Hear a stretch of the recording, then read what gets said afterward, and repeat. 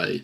So Pivotree, symbol PVT on the TSX Venture, is an end-to-end provider of e-commerce, supply chain, and master data management services to over 180 large and mid-cap retailers, branded manufacturers, wholesalers, and distributors in North America.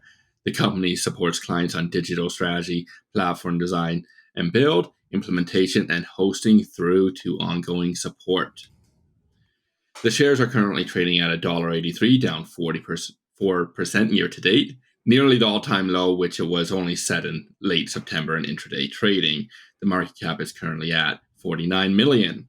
Zooming out, however, looking at the stock since its IPO in late 2020, where it opened at just above $10, or I should say closed on its opening day at just above $10, moved up to $13.50 shortly after and has since fallen in price almost continuously.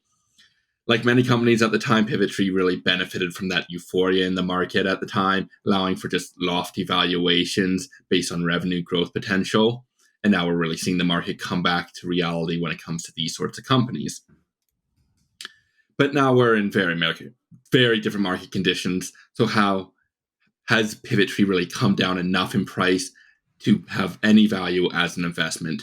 So looking at its Q3 2023, total revenue decreased 14.4% to $21.1 million, or 16.5% on constant currency. Managed services, one of its two segments, increased by 9% to $11.2 million. However, what drove the decline was its professional services, which fell 31.2% to $9.9 million.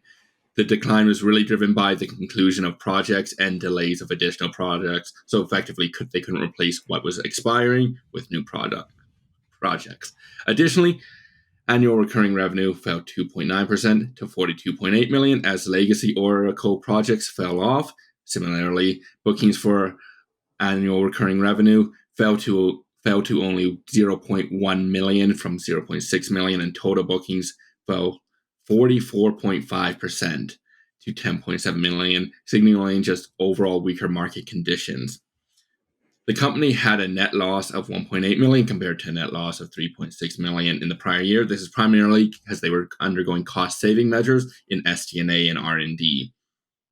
Adjusted EBITDA also improved to a positive $0.6 million from a loss of $0.4 million. Shifting to the balance sheet, the company does have a great net cash position, including its leases of $9.1 million, but has been coming down almost continuously since its IPO, so we still need to watch that cash balance over time.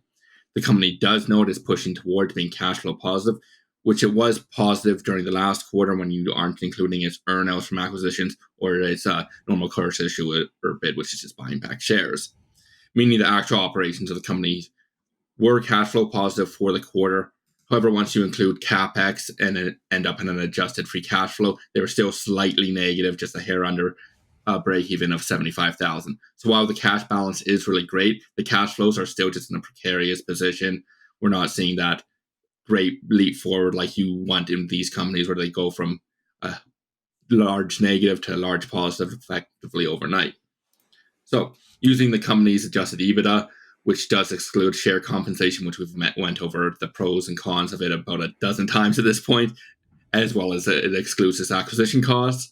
It is trading at an EV/EBITDA of 14.2 times, so it's not exactly cheap to say the least. So, as well, we can look back using their price to sales, as they've obviously not been even EBITDA positive since its IPO. We can see that after its first quarter as a public company, traded at nearly 3 times sales and has since fallen to under 0.5 sales. Clearly, it shows the shift in market mentality as the market is now valuing unprofitable stocks completely different than it was only a few years ago. So, our take. Pivotree came into the market extremely overvalued. While valuations have come down, it is still not exactly cheap. The company is still unable to be GAAP profitable and has signs of continued market weakness going forward. The company does have a good balance sheet and is nearing positive cash flow, but it isn't positive yet, and we'd obviously want to see at least a few quarters of that before really relying on it in any sense. The company's operations do have potential, but the company needs to be able to shift back into their top line growth, which they lost this quarter as they decreased, and as well they need to start to show a positive bottom line before we go any further.